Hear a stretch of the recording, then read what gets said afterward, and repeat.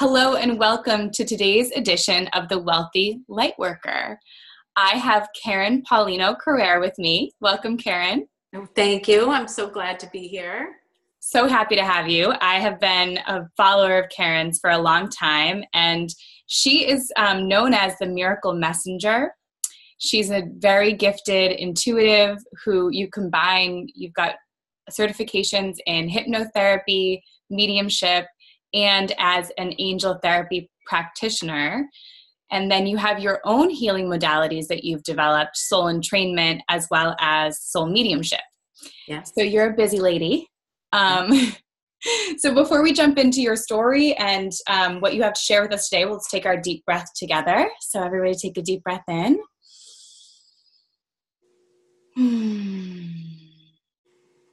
Okay. So now that we're here in the moment, Karen, tell us a little bit about how you discovered that you were a light worker and a little bit about your path that's brought you to where you are today. Okay. So, my awakening really occurred when I was going and diagnosed with thyroid cancer. So that was about 22 years ago. And I just went for a checkup. I was very busy, type A personality. I was in the corporate world. I was doing aerobics on the side. I was busy with my kids. They were 4 and 1 at the time. And I didn't take time for myself, but I hadn't been for a checkup in 3 years. And I thought, I'm going to go. And within 5 minutes, she found a lump on my throat. And within 2 weeks, I was diagnosed with thyroid cancer. So I was shocked. I was in tons of fear. And so my journey was to really, the first thing that kicked in for me, because I wasn't on this intuitive spiritual journey back then, it was the first thing that came to me is I need to heal, not just physically through surgery and radiation therapy, but I needed to heal on all levels. Like, why did I get cancer? How do I not get it again? My kids were young. And so I really started to make that first connection with mind body and started to go to the bookstore and look for books that would support me. I started a meditation class, which I had never meditated before. Wow. And during those experiences, I started to have this spiritual awakening. I had a guardian angel come sit with me during my meditations, which I thought I was making it up and I was going crazy at the time. But I felt somebody hold my hand and I felt this bright light next to me. And then I was going to the bookstore and books that were coming off the shelf were spiritually, were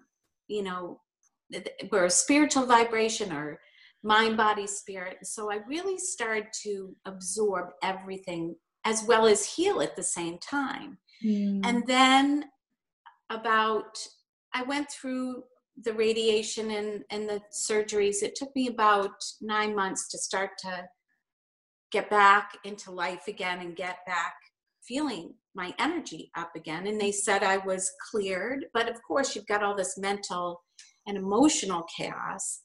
And I was back at the gym teaching aerobics a couple days a week. And this woman talked about having a psychic to her house. And the psychic, I said, can I come? I'd never been to a psychic. I was scared. I was intrigued. But basically, she validated everything for me. She saw my guardian angel. She told me she was real. She had been with me. She was always going to be with me, that I'd been through cancer. I was going to be okay, but I needed to go through it. And so that was really validation that something bigger was going on. And I started to meditate every day. I continued my journey of awakening, curiosity, and inquiring. Of course, you go through cancer and you're like, who am I and why am I here? If life is short, why am I here? And at the time, I was selling toys in the toy business. I was a manufacturer's rep for about 8 different toy companies, calling on TJ Maxx, Bradley's, all the different local distributors. And I thought, I'm really good at this, but this can't be why I'm here. This can't be why I'm on this life to sell toys. Right. Life seems much more meaningful, more important now. And so I started to read books about what is my passion, what does light me up? Why am I here? What have I not done and longed to do? And one of the things that really lit me up was teaching aerobics at the time. I loved it. I could care less if I got a paycheck. It just made me feel good to help other people feel good. So I started to follow the joy, follow what lights me up. And that's really what I teach and would coach everyone that's listening to this, that, that's what I've done every step of the way. Okay. Every step of the way. So I started that, and I said, you know what? I had this vision of building a room off of our house, because people would come to the gym and they'd not come for months because they were intimidated or they didn't feel comfortable at the gym. So I said, I'm going to build this really safe, warm sunroom off the house. I had every obstacle in front of me, but the universe just kept opening up and supporting me and building it. And I kept hearing it was crazy. Build it and they'll come. I'm like, really? Yeah. And, I had, at that time, I was in my previous marriage, I had an accountant that only thought numbers, only thought logic, and I'm coming saying I've got to build it and they'll come. But every piece of building it came in a divine synchronicity or a miracle or a coincidence. And so I built this room, and then I started to get into personal training, because I thought, okay, that's an extension. I want to help people connect with their own thing. And then that led to yoga, that led to meditation, anything that lit me up or empowered me or healed me along my journey. I started to create, I wanted to share it. That's what I wanted to do. But you know what? I built the room, so I had to charge for people coming into the room to support paying for the room or paying, but I was still working in the corporate world. And so it started to grow from not only aerobics, but I started to grow and this was all pieces of my healing journey, the personal training, the yoga, the meditation. And then I got into hypnosis and the soul work, the soul work that I do. I was asking those questions. I was connecting with my soul. I was getting information, and then I wanted to share it. So I started to just play and share, and then slowly started to grow into this business. But, I was kind of doing it in the corporate world and doing this, but then I started to being stretched. I wasn't maximizing my potential in the corporate world, and I wasn't maximizing my potential in my own business. And I named it Wings to Wellness, because I wanted people to really find their wings. But I started to have one foot in one world and one foot in the other world, and then I was stretched. Okay. And so then I had to finally, and this was through a lot of contemplation. I think that went on for about a year and a half. And then I felt like I was out of integrity to my bosses in my corporate world, and I was out of integrity to really jump starting my business. And so I went to my financial minded husband and said, I feel like I need to take this leap. And he's like, wait a minute, slow down. You've gone crazy enough. And we've got everything built around your income. I was making $75,000 part-time in sales. And, he's like, I don't know how you're going to think this is going to work. And I just kept feeling it. Then of course I was working with my angels and my guides, and I kept asking. I would, ask for validation, ask for confirmation, ask for more clients. And finally, I just knew I was out of integrity. And if I was going to be in integrity in my business, I finally needed to take the leap. And so I did. And so that was the first leap. And of course, everything worked out. From day one, I've been in business for over 20 years. I've never been in financial, I've never owed anything in my business. Oh. I've never been in any debt. I've always made money. Now, at the beginning, did I make pennies? Yeah. Did I cut back in maybe my lifestyle to open my business? Yes. But I never got in over my head.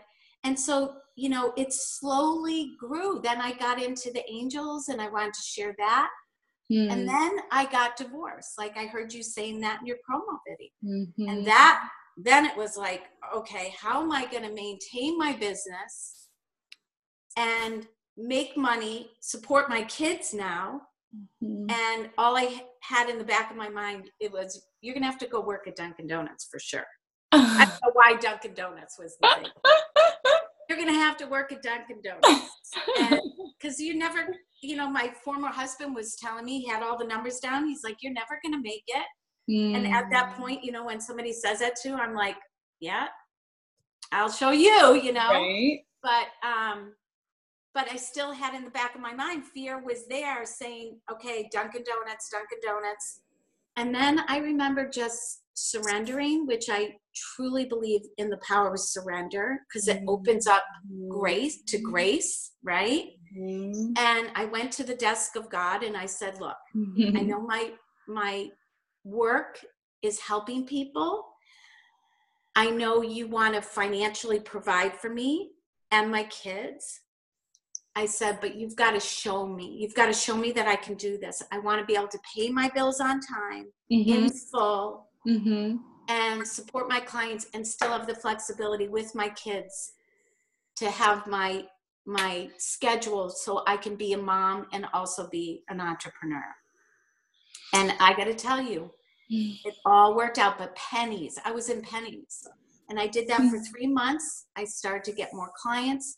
And then after 3 months, I was struggling because I was just within pennies. I went back to the desk of God and said, thank you, thank you, thank you. All right, now can you show me more to support my family and have some fun, start saving for a house?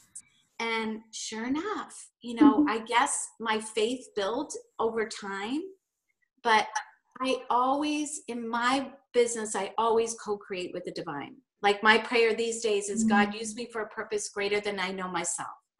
I went for my walk today. I knew I had this interview. I knew I had clients. God, use me for a purpose greater than I know myself. And I know we're going to talk about the 111 project because that was another point of breaking free. But all I can tell everyone is you have to trust your intuition. I believe when you can co-create and call on your team of divine support, that you don't have to do it alone. You can be supported, but you have, and obviously you have to do the work. You have to work through your fears. You have to face your, you know, your shadow self. You have to trust. You have to have faith, but you also have to listen and be in tune. When is the right time to take the leap?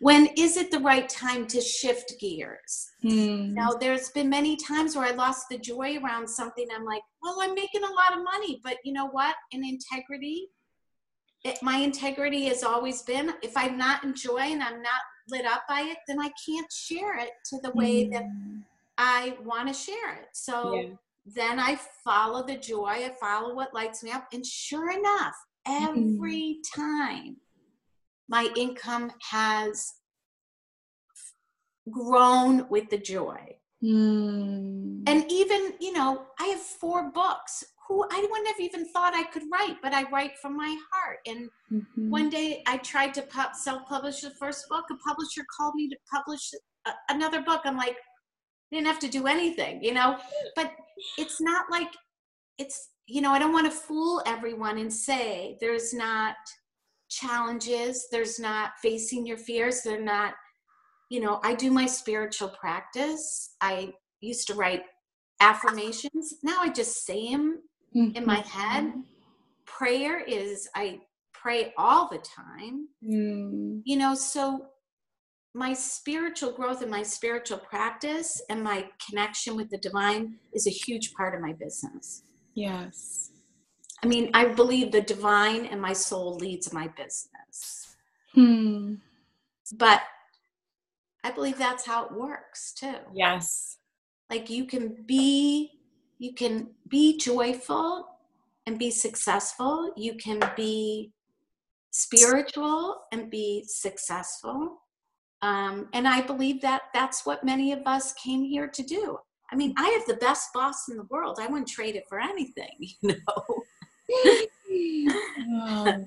So, you know, it's been amazing. And then, you know, I shared with you about the 111 project that last year, which I would love to share with people, because this really broke me through my fears of money to a whole nother level. Because obviously going through a divorce and working from nothing to where I am now, I had a fear around losing my money again, or, you know, just going backwards versus forwards, or expanding versus shrinking. And, you know, even 3 years ago, I had a spiritual center that I had for 7 years. It was so successful. I was bringing people from all over the world. And all of a sudden I had noise issues for 6 months, and I was at my sacred space, and Spirit's like, okay, time to let this go. I'm like, are you kidding? Like, what now? Like, who am I going to be without the center? But all of a sudden Spirit wanted me to go expand in my own work and, you know, close the door and other doors open. But the 111 project was really birthed because, you know, my prayer has been for the past 3 or 4 years, Spirit used me for a purpose greater than I know myself. It's like not trying to force and control my business, but asking Spirit to lead my business and lead me and use me in a way that maybe I'm limiting myself and have no idea how Spirit could use me. So I kept saying that every day. And one thing, you know, that I was a little disappointed in myself when I was at year end was I was growing my business, but I had a hard time sharing it, like contributing to, I would give free sessions and, you know, work with cancer patients and that kind of thing. And I thought, okay, that's good. But I couldn't let go of my grip on, okay, donating my money to something or without an attachment, like just giving it. So I knew that was a fear of mine and an attachment of mine. So my husband and I went to this really spiritual weekend, and we came out and I was just so clear. And during the weekend, we had met a gentleman that was helping the indigenous people, and he needed to raise like $1,100 within 2 weeks. And I said, I'd be happy. I love what you're doing. I want to contribute. So when I get home, you know, I'd love to send you a check for $100. So when I get home, he had sent an email just to the group and said, some of you volunteered to send. And I thought, okay, he gave a link to pay, and I thought PayPal, well, they take some money. I'm going to give $111. I love the numbers 111, 222, 444. And so I did, and it felt really good. And I went for my walk, and I was listening to my spiritual teachings, and I was just walking and praying. And I heard, what about doing that for 52 weeks? $111 for 52 weeks. I'm like, I took out my phone and my calculator. I'm like, oh my God, that's like $5,200. Like, really? And then I thought, well, wait a minute, I have that. I have it in my account. It's not like I'm going to lose anything. Why not? And I was like, I'm going to commit to that. And all of a sudden I'm walking, I'm feeling really high. And then all of a sudden I heard, what about inviting your community to this? I'm like, really? Well, I have a great community. Why not? You know, I'll just say, this is what I'm doing. Do you want to join on? And all of a sudden I heard the 111 project. So in 2 days, I had a logo. I decided that I was going to make my donation on Miracle Mondays. And I told everyone that, and I figured out all different denominations of the number 1, because 1 is about new beginnings. Mm. 111 is actually numerology. It's taking a big leap into greater love. So I put that as the tagline. And Mm. I said, you can donate anywhere from $1 to $11, but would you like to be on this journey of committing? And the prayer is, Spirit, where are you going to guide me to donate your money? Because we don't come in with money. We're not like, we don't have money pasted to us coming in, and we don't stuff it in our pockets leaving it. So money's energy. It's really Spirit's money. Like we use it, but it's really Spirit's money. So every Monday, or some days it's other days than Monday, because I realize some days I'm not inspired by Spirit until Thursday, where he or she, Spirit wants to donate. It could go to a personal, somebody that I know that's going through a challenge, or it could go to an organization. But then we form this Facebook page where there's almost 500 people on the Facebook page now.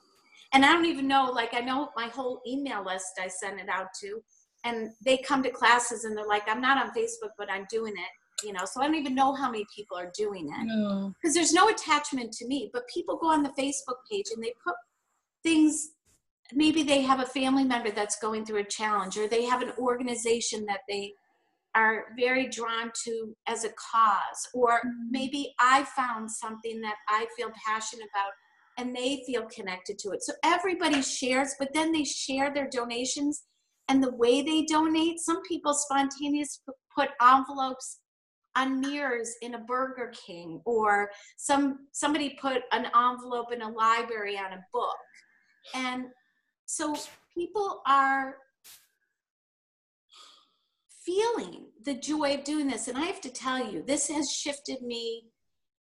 I could never imagine that this would free me of the grip and the fear around money. I feel joy every week. I get excited. I have to tell you, I have more money in my account this year than I have. I got more things back from the universe. Like somebody just gave me a timeshare. I mean, I didn't ask for it. It's just how you enter a flow of abundance. And if you're in a flow of lack, then you're going to experience lack. If you're in the flow of fear, you're going to experience fear. If you're in the flow of abundance and that there's more than enough and Spirit provides, then that's what you'll be in the flow of. So literally it has freed me of holding on. And now I don't know, I mean, I started in April, so I'm almost a year into this.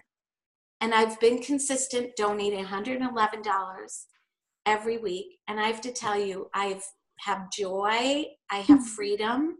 I feel so good about sharing.